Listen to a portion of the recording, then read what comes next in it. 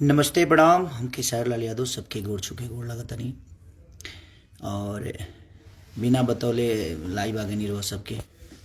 Actually अभी shooting पे कब भइला हमार और खनी के एक बार बतिया ली रहो सबसे कि बहुत इम्पोर्टेंट गाना आज कल रिलीज़ होके वाला बा 9 बजे दिन में सुबह। रोलिंग के काफ़ी दिन से इंतज़ार रहा एगो ऐसा सॉन्ग के कि जौन हम बहुत दिल से गाइबो करीले और ओके बड़ा रो सब पसंद भी करीले। झलकुटन फोक देहाती जौन हमनी के जौना विधा से हम यहाँ तक ले पहुँचल बनी रामायण महाभारत गा के, वही टाइप के देहाती फोक जौन गाना वो लोग हमेशा सुन ले बनी। जैसे सैया लइका नियन सूत जाला खोरा में दिया के अंजूरा में ना, हमरों को लगा ही सुता लिया माँ बेटा और पी के रोज करे ले डरावा। मैंने बहुत सारा ऐसा फोक हम गाना गौले बनी जौन के वो लोग बड़ा प्यार से ओकरा के एंजॉय करी ले। तो हमरा लगा था कि 2-3 साल बाद हम फिर फोक के गाना गौले बनी कि कबल चराई पहाड़ी पढ़ा रजऊ जाका माहिले हमरे से भरा रजऊ।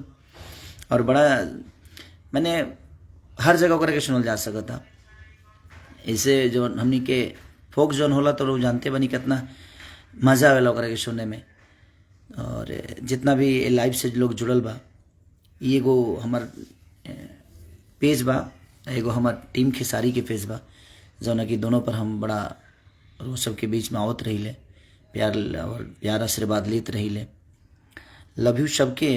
विकास गोला जी कौला वेरी नाइस एंड ब्यूटीफुल। हमरा फेसबुक पर शेयर कैले बनी, हम दोनों जगह शेयर भइल बा, खेसारी टीम पर भी, टीम खेसारी पर भी, और ई जो आईडी से हम लाइव बनी था उना पर भी।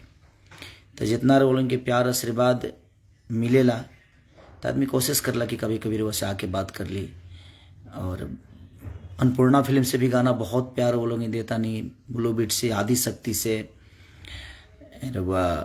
वेब से, मैंने बहुत सारा गाना जहाँ जहाँ से रिलीज भइल बा, अंकिता फिल्म से लेके जितना भी हमारे गाना रिलीज भइल बा, और कृष्णा बेदर्दी के लिखल भी गाना जौन बाई।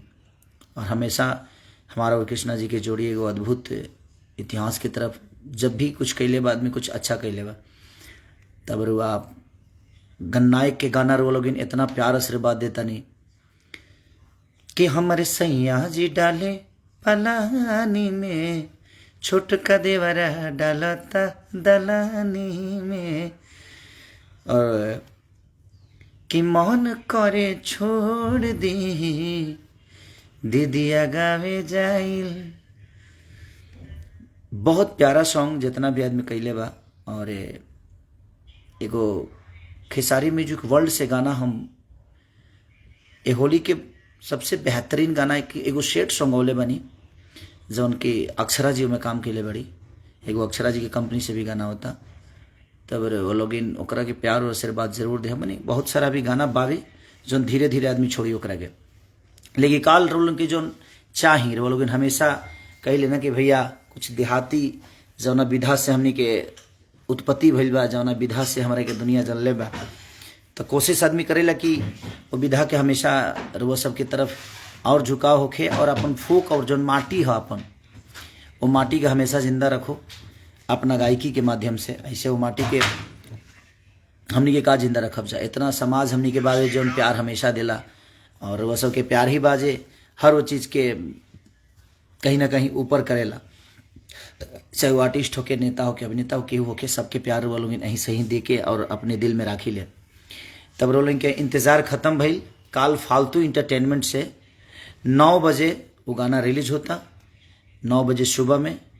तो वो लोग देखी और मज़ा ली। डीजे कितना मज़ा वो लोग लेते बनी, लेकिन एक बार देखी देहात के और देहाती फोक का होला। और वो लोग प्यार देव आशीर्वाद अगर ये गाना के वो लोग देव जगह हर गाना के दी ले, तो हम कोशिश करब जब ओकरा तरफ मुँह मोड़ब। और थोड़ा सा हमरो मन करता वैसे ना अपना देहात के चीज़ के और उजागर कल जाओ। जब आदमी ए लेवल पर वो लोग ला के खड़ा कर दिले बनी, जहाँ से आदमी कुछ भी करे तो रोलिंग के प्यार मिलेला, और कुछ अच्छा करेला तो बहुत ज़्यादा प्यार मिलेला। तो कोशिश बाजी कुछ अच्छा ही करे आदमी, ताकि रोलिंग के प्यार हमेशा ही बरकरार रहे खेसारी के प्रति, अपना बेटा के प्रति, अपना भाई के प्रति, अपने समाज के प्रति। आदमी कुछ अच्छा सोचे की कोशिश करा था। अपना भाषा खातिर कुछ अच्छा करे के कोशिश करता, तय मेरे वो सबके सहयोग और प्यार और दुलार। और 14 फरवरी के हमारा सिनेमा भी रिलीज होता, बलम जी लव यू, 6 बजे शाम के, और वो सबके देखे के मिली। हम वीडियो बना के ले बनी और वो लोग के जी बाइस्कोप पर बना हो, जी बाइस्कोप पर बसायत हम वीडियो बनौले बनी। अब ध्यान नहीं किया कि कौन चैनल पावत हो, लेकिन वीडियो रोल सबके मिल जाई।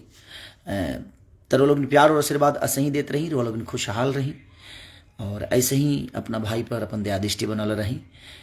गाना के नाम बा जाका माहे ले हमारे से भरा रजऊ, कबले चरैबा पहाड़ी पढ़ा रजऊ, अरे कबले चरैबा पहाड़ी पढ़ा रजऊ, जाका माहे ले हमारे से भरा रजऊ। तो ओकरा के प्यार और आशीर्वाद ऐसे ही दी, अपने भाई के हमेशा अपना दिल में रखें। एक्चुअली सबके नाम ले तो बहुत टाइम लग जाए, इससे जितना लोग हमारे के देखा था भी और प्यार देता, सबके दिल से प्रणाम बकरे लगे, ऐसे ही अपना भाई के प्यार और आशीर्वाद देते। Love you all, thank you so much.